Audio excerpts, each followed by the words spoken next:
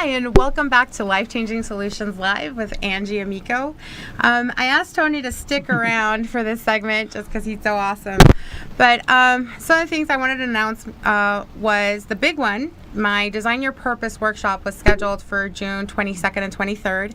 I've actually postponed it for September 28th and 29th. So if you weren't able to, set it up, if the date wasn't working for you for this weekend, now this is your chance to be able to sign up for the September event. The other thing that I wanted to talk about, and as you guys know, I usually draw from personal experience and conversations that I have with people. And there's a lot of talk around like toxic people and forgiveness and, just, and for me, I have another perspective. So I just wanted to offer that. And so let me just actually backtrack. When it comes to toxic people, like we all know those people, right? Oh yes, we do. It's everybody in our life. Not everybody. Some people in our life. I completely understand. I have toxic people myself. Right, and then they're the ones that they're like, they're referred to as energy sucks or people that are so negative. They're constantly just in your ear, putting you down. Oh yeah. The negative Nellies. But the thing with that is that and other experts have suggested, or there's a lot of writing, and like stay away from them. Right? It kind of like, or ignore them or stay away from them. I don't know about that, Don't fall for their traps, but I said you can still be friends. Maybe try, change their focus, instead of be negative, try helping them out, be positive, Mm-hmm. It's because you never, I don't like burning bridges. I want to be friends with everybody. No matter what, even if they're negative Nancy's, whatever you want to call them, but I still want to be able to change their perspective because you never know what they could accomplish. Mm-hmm. So I wouldn't say ignore them or back away from them. Maybe don't give them as much of attention, but try to be there, little by little, piece by piece. That's me. No, I love that, and actually I think that's what I'm going to speak into because, like I said, most people will tell you, stay away from them. Yes. They, you don't need that in your life or what have you. But for me, I refer to this piece as identifying and honoring your lions.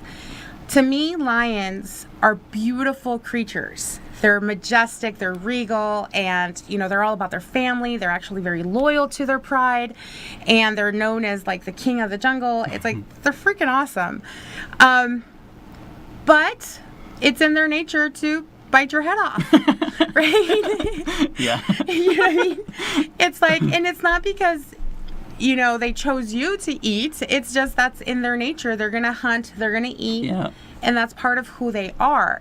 And so when you identify a lion, all of us are lions. We have our good and the bads. And sometimes the bads affect us in such a way that it may not be the most, I'm not going to say smartest thing, but the best thing for us to have them around us all the time. Yeah.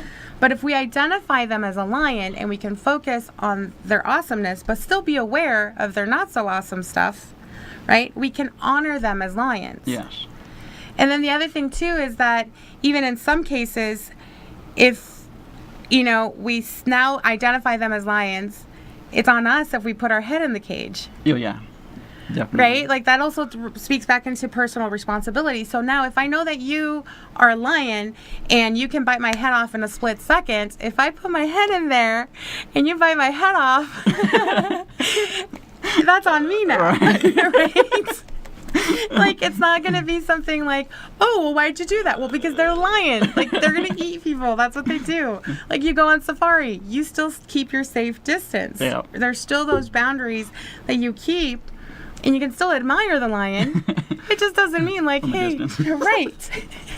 It's like we're not going to be having, tea in their cage or wherever it is that they are. So, and for me, I think that's a much healthier way of looking at it because also when you identify somebody as toxic, you're making that person wrong. You're making that person as the bad guy. You're actually becoming a victim to their toxicity. Yes, exactly.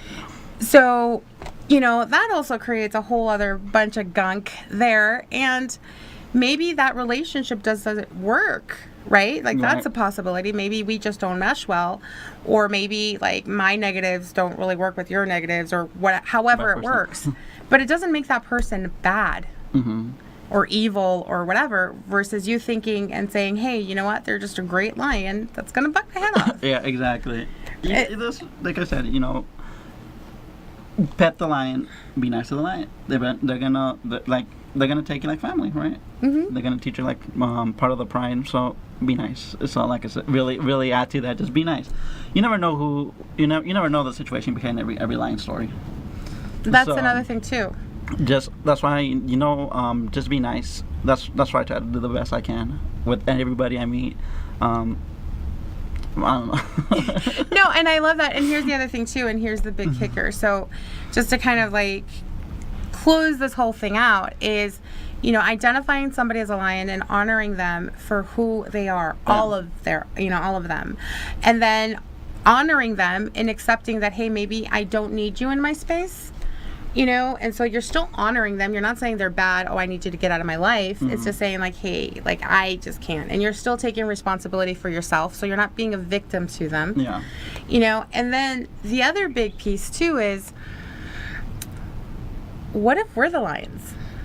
What if we're the ones? You know what I'm saying? It's like, because sometimes we don't realize that, oh, I can be like, oh, you suck. You're negative. You're bad. You're toxic. Stay away from me.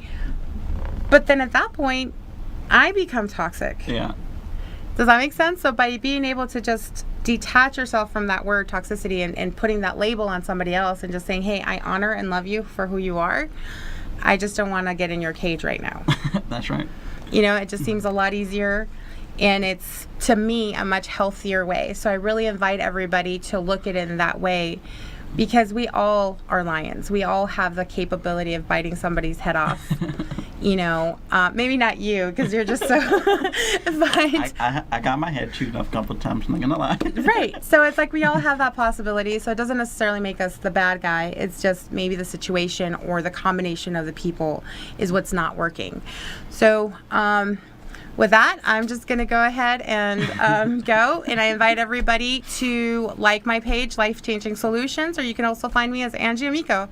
So thank you, everybody, for listening. Thank you, Tony, for sticking around. Thank you for having me.